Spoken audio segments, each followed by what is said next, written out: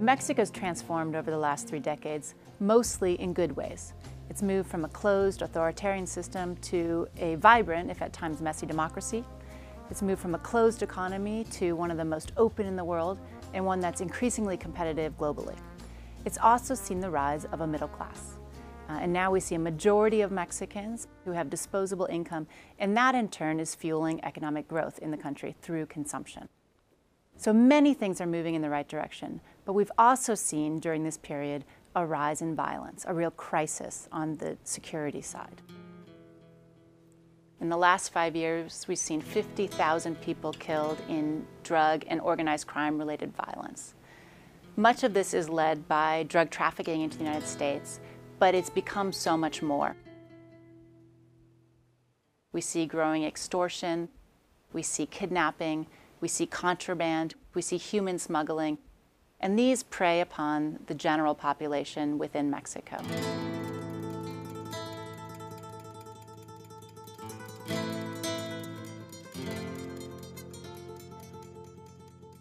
There are many drivers to this crisis. One is government policy, but not only government policy. The increase in inter-cartel violence probably began in 2004, 2005, but it was at a relatively low level. December 2006 is when President Calderón decided to launch the first massive federal operation against drug trafficking organizations. Sé que restablecer la seguridad no será fácil ni rápido, que tomará tiempo, que costará mucho dinero e incluso, y por desgracia, vidas humanas. When the government offensive began in 2007, you had basically 4 or 5 criminal organizations. Over the past 5 years, you have had an atomization and a series of splits and schisms within the organizations. And what you have is no longer cartels, but gangs.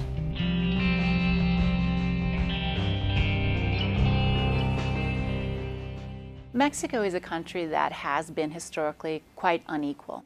You see poverty in many areas. Mexico has been improving, but there still are millions that are left on the margin. And those are the types of populations that the drug cartels or gangs look to and often recruit from. There's a popular saying in Mexico that it's better to live 5 years as a king, as a rey, than 50 years as an ox, as a buey. And the idea here is that the opportunities for the long term, for particularly poorer youth, is so limited that it's better to go with the narcos now and be a narco king than just be a laborer who would live a long time. And so the challenge for the Mexican government is to turn that equation around. It's also a crisis of Mexican security and justice institutions that have shown themselves quite unable to deal with this level of violence. You have very either weak, incompetent, or corrupt police forces at the state and particularly at the municipal level. You have a judicial system where prosecutors are driven to obtain confessions and not to investigate. Most of the prisons are disaster area. There's a significant weakness in every step of the way of the local justice and security system. In Ciudad Juárez, people had undergone a pretty extensive period of directly or indirectly being impacted by violence. Businesses begin to close because of extortion. The city also lost a lot of jobs because of insecurity, and a lot of people migrated from the city. Education is really a problem, and so gangs become a very prominent phenomenon, especially in more marginalized neighborhoods. The sense of fear and the sense of helplessness has extended beyond the areas that are mostly affected by the increase in violence.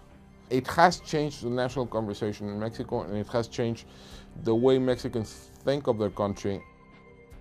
There's one particular area that requires our urgent and coordinated action, and that is the battle that's taking place with respect to the drug cartels that are fueling kidnappings and sowing chaos in our communities and robbing so many of a future, both here in Mexico and in the United States.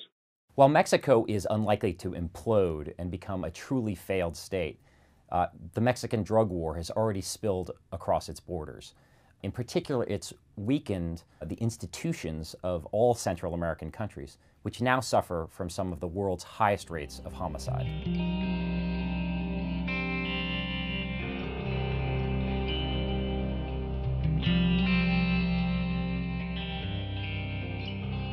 The way forward is to continue dismantling criminal organizations, strengthening the institutional framework, and creating a social and economic base for the rule of law. I can't not be optimistic about my country. But besides security and direct confrontation to criminal activity, there are a lot of things that a society in a situation of conflict needs to address. You need to have a hard hand, but you also need to have some soft policy solutions to the problem. The international community has done very little to try to address Mexico's drug situation for two reasons.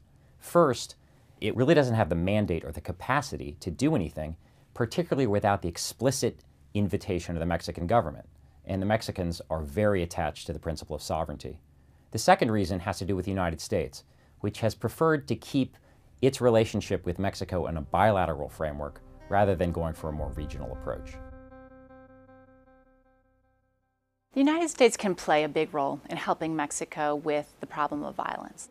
They could deal with the guns that are going south and police the border much more strongly. They can help slow the money that feeds the violence that keeps these organizations going by stopping the money laundering that goes south to Mexico. And we can also have a real discussion about demand in the United States.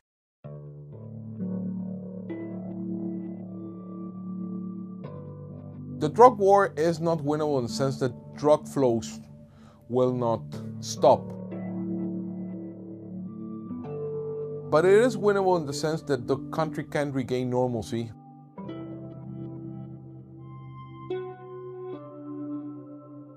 My greatest fear is that the current levels of violence will become entrenched. That we'll get used to having 30,000 homicides a year. That the sense of urgency that there is now will be lost.